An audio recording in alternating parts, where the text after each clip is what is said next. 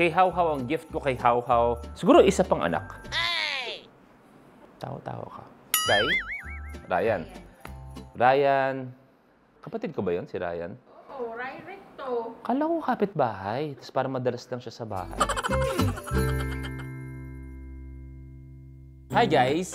Merry Christmas sa inyo. Gusto ko mag-share sa inyo. May mga nagtanong kasi online kung ano yung mga pinaka-special gifts na nakuha ko na sa mga nakaraang Pasko. Whether it be bata pa ako, medyo nagkaedad na ako. So gusto ko i-share yung mga memorable Christmas gifts na nakuha ko. At malay niyo, kung ano yung mga gifts na nakuha ko, kahit pa paano, ganun din yung mga nakuha niyo dati.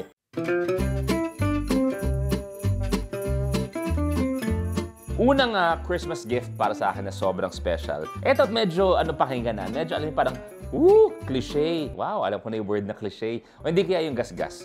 The gift of family. Kasi para sa akin, Pasko, Christmas is about the family. Kaya nga minsan nakakalungkot isipin na may mga Pinoys na they have to spend Christmas alone dahil nagtatrabaho sila sa ibang bansa. Sabi ko nga, is mga pangarap ko yung hindi na kailangan umalis ng maraming Pilipino para lang magtrabaho sa ibang bansa, para na magkakasama pa rin, magkakapamilya. The fact lang na magkakasama kayo, that in itself is such a big gift na kahit ano pa yung handaan ninyo, kahit gaano ka simple o hindi kaya kung medyo mas maggarbo ng konti, handaan ng pamilya. The fact lang, nakakaupo kayo magkakapamilya, nagtatawanan, catching up, lalong-lalo na sa amin eh. Kasi sobrang busy ako, tapos si mommy sobrang busy din, si daddy sobrang busy. So ang ginagawa ko, pag 24th, kay mommy ako. Tapos 25th ng gabi, kay daddy ako. Ganun yung setup namin dati pa. So the fact lang na lahat kayo magpipinsan, mga tito, mga tita, mga kasama sa bahay. Nagkakaroon pa ng mga pag-games yan, di ba, pag Christmas? So, may mga party yan. So the fact lang na magkakasama kayo, that in itself is a gift. At syempre, huwag natin kakalimutan ang paboritong laro ng mga Pinoy pag Christmas, di ba? Yung pagawang lupa, pagandahan ng trabaho. Yun yung mga games eh. Tanungan kung bakit wala ka pang asawa. Di ba yun yung mga favorite games? Wala ka pang asawa. Papasko na. So yun na nga, para sa akin that's one, the gift of family. Pangalawa, medyo connected siya sa una. Medyo na-delay ng ilang araw, pero the gift of Peanut. Si Peanut kasi ay December 28. Obviously, ilang araw pagkatapos ng Pasko. Ang tawag doon, belated Christmas gift ni Lord at ni Hawhaw sa akin, si Peanut. Parang si Peanut mag-go 1 year pa lang, technically. Pero hindi ko na alam kung paano araw-araw ko nawala si Peanut. Yun talaga. Siya yung driving force sa buhay ko. At syempre si Hawhaw din. Yun yung biggest blessing para sa akin sa buong buhay ko na makasama ang aking mag-ina. So that's a very special Christmas gift na medyo mahirap talunin. Although connected na yun sa number 1. Pangatlo, kung napapansin nyo, palagi ako nakasuot ng mga charms. Thank you very much, House of Charms. Palagi, every year, updated yan. Pero, lahat ng yan, dito nagsisimula. Kasi palagi ako may rosary din sa bulsa. Oo, akala nyo gagan lang ako. Akala nyo hindi ako nagsisimba, nagdarasal. Oo, palagi ako may rosary. Pero kung hindi ko nadadala yung rosary, yan, meron akong necklace ng cross. Gift din ni Hawhaw to, galing sa Manila, Diamond Studio, no? Yes, galing. Kung saan, medyo na-stress kami dito dahil pinadala siya ng rider. Tapos, bigla na lang hindi sumagot yung rider ng ilang oras, di ba? May kasamang sing-sing pa. Akala namin kung ano na nangyari. From 2 p.m. to 8 p.m., hindi namin mahanap kung nasaan yung rider. Hindi namin siya makontak. At bukod dito, may kasamang ang sing-sing.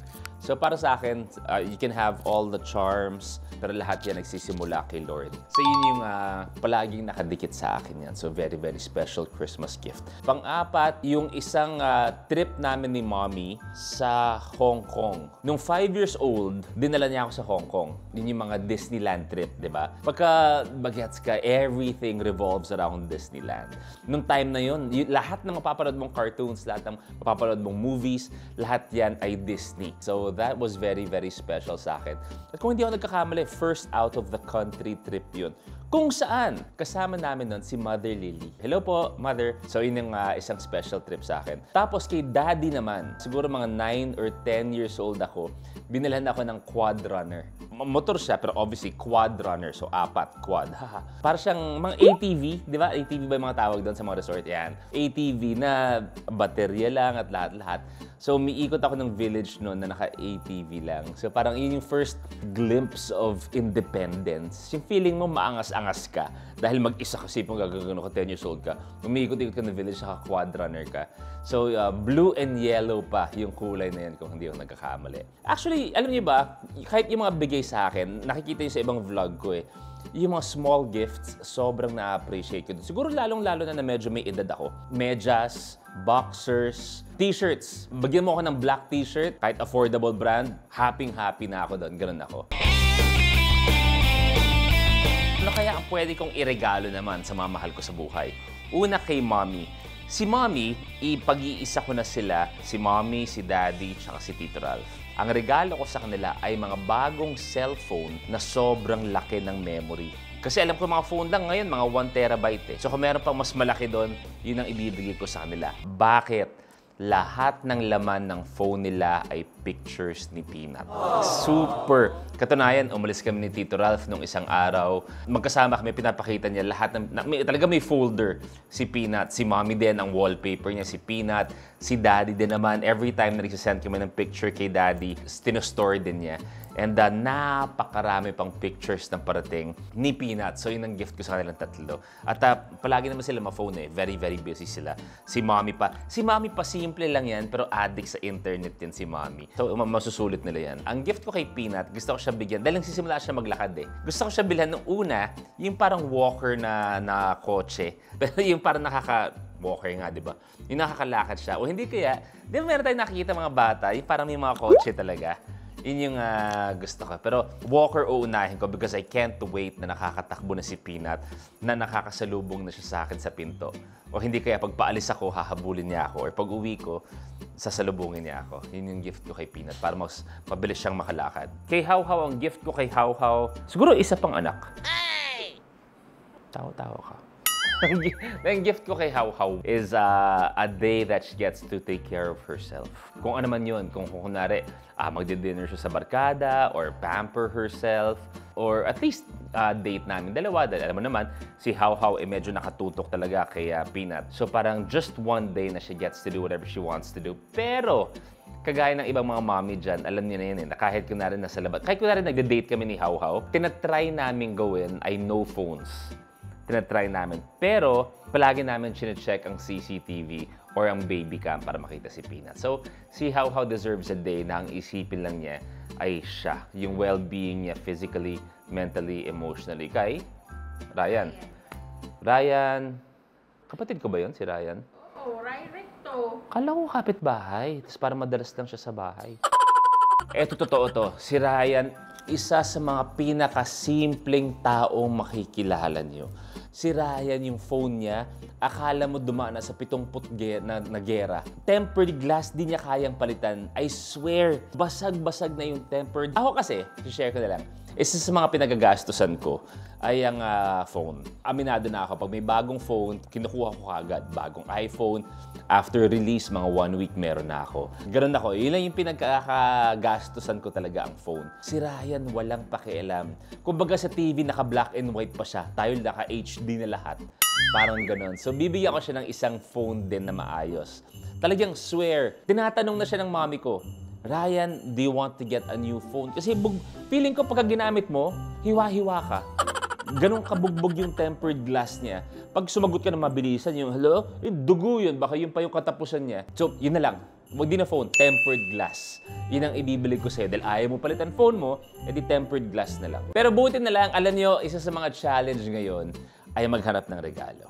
Pero, ang nagpapadali niyan ay super bilis na internet. Very fast and reliable. Sa dami ng sites dyan na pwede nyo paghanapan ng mga regalo, kailangan matindi ang inyong internet para makita nyo lahat ng options. At minsan kasi unahan pa yan eh.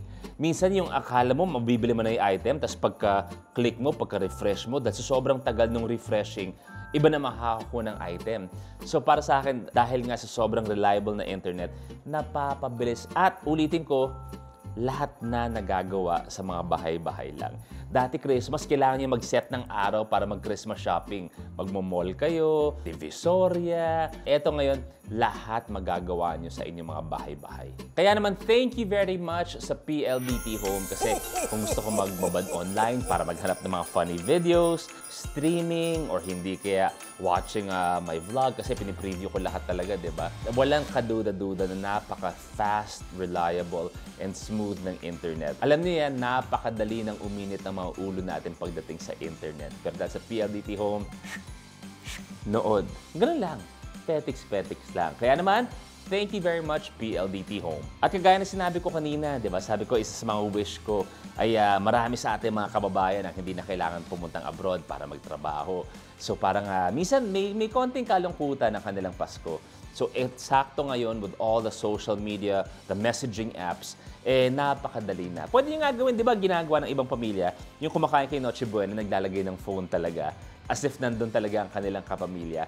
So, pwede niyong tawagan, pwedeng makisaya, and that is something na PLDT will provide para sa inyo, PLDT Home. Ayan, napaka-fast, napaka-reliable. Ang hirap naman nun, sinama yung Noche Buena, tapos, ganun yung usapan. Pero sa PLDT Home, parang feeling nyo, nandun na mismo ang inyong kapamilya with a smooth connection. Wow! Ano ang gusto kong matanggap na regalo ngayong Pasko? Totoo to. Magiging seryoso ako paminsan-minsan. Sana this coming year, sana bumalik ang It's Your Lucky Day. Yun yung isa sa mga regalo na gusto ko sana matanggap. 2, ay peace of mind sa ating lahat. 3, magtuloy-tuloy ang vlog ko na marami ang nanonood. And siguro kung sabihin mo something material, damit lang.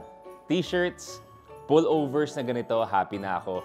Kahit anong brand pa yan, basta komportable ako. Yun lang, happy na ako. At syempre, dahil nga Paskong-Pasko para sa inyong lahat, meron tayong mga PLDT Holiday Deals. PLDT Home helps give your family the best gift this Christmas, fast and reliable internet, plus ang mga holiday deals ng PLDT. Siguro nagtataka kayo o nagtatanong, ano nga ba ang mga holiday deals ng PLDT Home?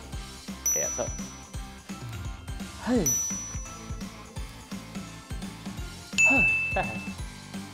Yun lang guys, thank you very much. Alam nyo, kahit nag-share ako tungkol sa buhay ko sa PLDT Home, may mga snippets talaga ako na nalagay doon na very close to my heart.